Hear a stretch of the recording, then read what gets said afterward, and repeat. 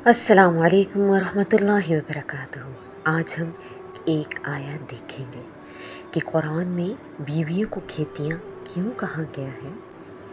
कुरान का एजाज़ है, उस पर जितना गौर करो उतने ही मफ़ाहम सामने आते हैं। हमारे यहाँ एक आयत को अमूमन मियाँ बीवी के जिनसी ताल्लुकात की हद तक महदूद कर दिया जाता है। यकीनन सियाक़ो सबाक़ के साथ देखें तो हुक्म ऐसा ही है, लेकिन सवाल ये है कि ऐसे बड़े कैनन्स पर क्यों नहीं देखा जाता। पहले सूरह अल बकरा की आयत मुबारका देखें। निसाउकुम हरस लकुम फातु हरसकुम अन्नी शअतुम। तर्जुमा, तुम्हारी औरतें तुम्हारी खेतियां हैं, जिस तरह चाहो अपनी खेतियों में जाओ।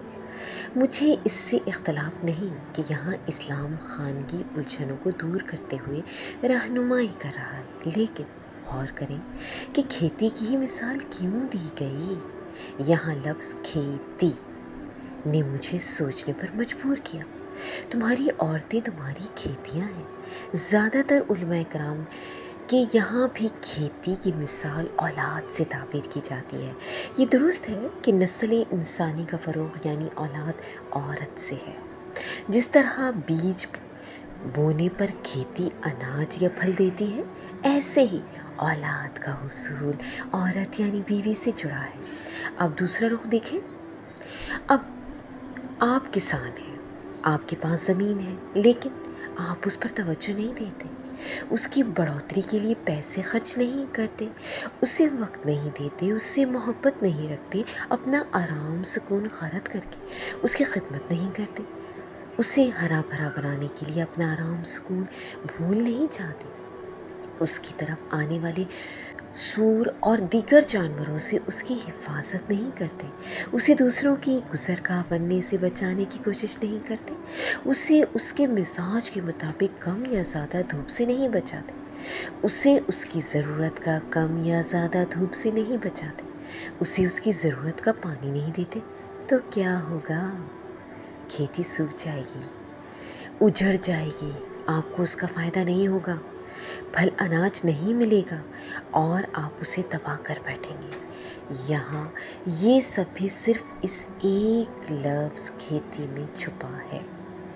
आप शादीशुदा हैं तो आपकी बीवी उसी खेती की तरह आपकी तवज्जो चाहती है।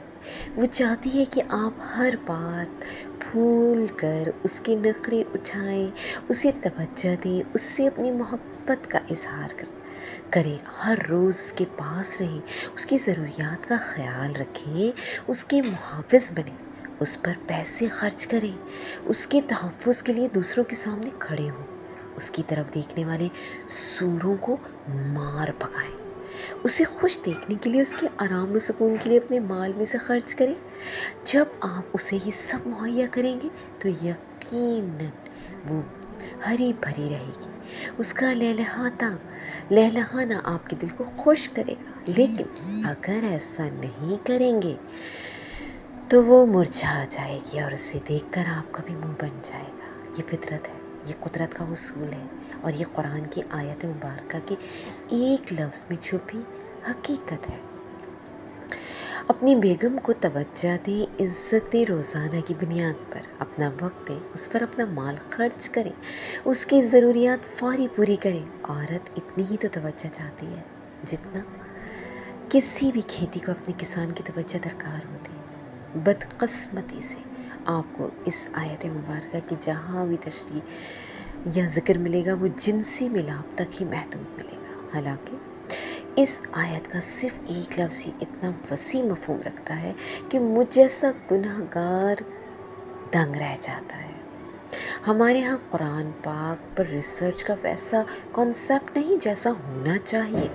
कुरानी अल्फाज के मुफ़ाहम पर ही तवज्जो दी जाए तो बहुत से नए जहां सामने आ जाते हैं, लेकिन यहाँ फ़िरका वाराना दलाइल के सिवा कोई इल्मी काम ही नहीं होता।